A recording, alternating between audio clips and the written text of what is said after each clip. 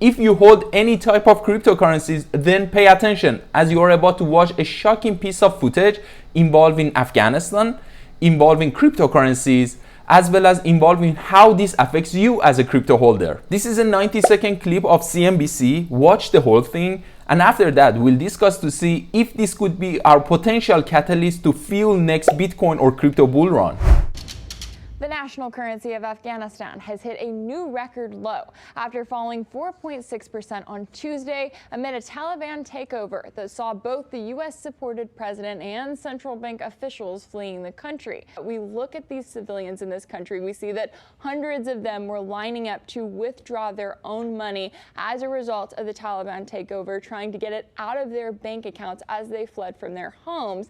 And at the same time, this scene has led Bitcoin enthusiasts to point out how the broad adoption of crypto could have changed not only the current chaos surrounding the control of the country's central bank, but also the entire war that led up to it. You've got a nationwide cash shortage, closed borders, a local currency that's been touching record lows, not to mention rapidly rising prices of basic goods. And that's why some Afghans I spoke to are turning to cryptocurrencies like Bitcoin, Ethereum, and Litecoin. Some people leaving the country are using their crypto wallets as a way to bring their money with them. Others see crypto as a way to stay put.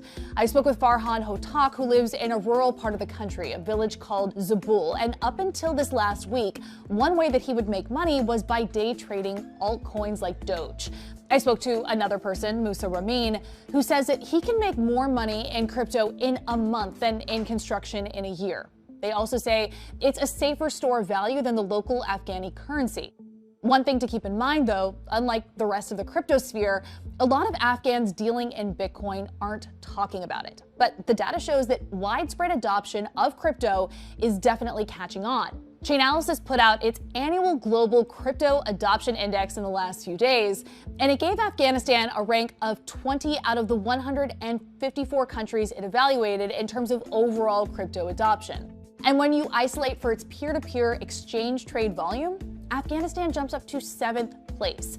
Last year, Afghanistan's crypto presence was considered so minimal as to entirely exclude it from the 2020 ranking. So what we have to realize is that when the government of a country becomes unsafe, like Afghanistan in this case, the actual currency of that country can lose its value and become worthless pretty fast like that. So in this case, Afghans are moving more towards adopting cryptocurrency as a tool to make their funds safe and use it as a hedge against their currency devaluation. And at the end of the day, what they want is to use Bitcoin to save and altcoin to trade. So the question becomes, is cryptocurrency a real solution for Afghans?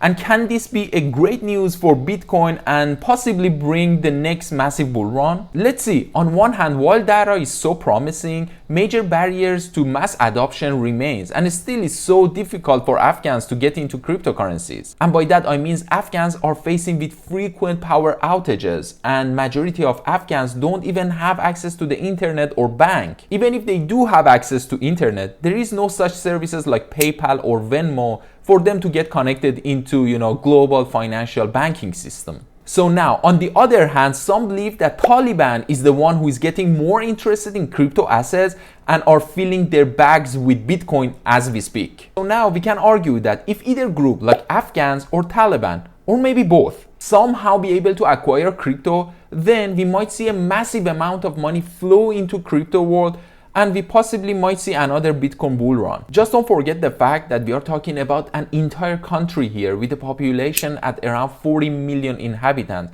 who's desperately trying to get into cryptocurrency as fast as they can. And now for some of us, let's put this into perspective. Let's watch this sad, shocking 20-second clip together.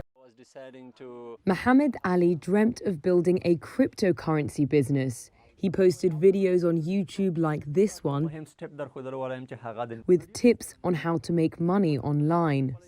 Then the Taliban swept through his home country, Afghanistan, and forced him on a daunting journey through Iran and now Turkey.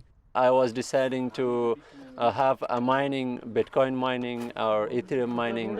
I was planning like that. I was planning a big business there. in Kabul. But the situation suddenly got changed. Therefore, I decided to leave Afghanistan. Ali is now sheltering in a drainage tunnel outside Turkey's Tatvan district with around 50 others. So now, we don't want to get political, but let's end this up by saying that no matter what happened to Bitcoin and cryptocurrency, we are not happy at all to see Afghans in this situation and hope that this crazy mess ends soon.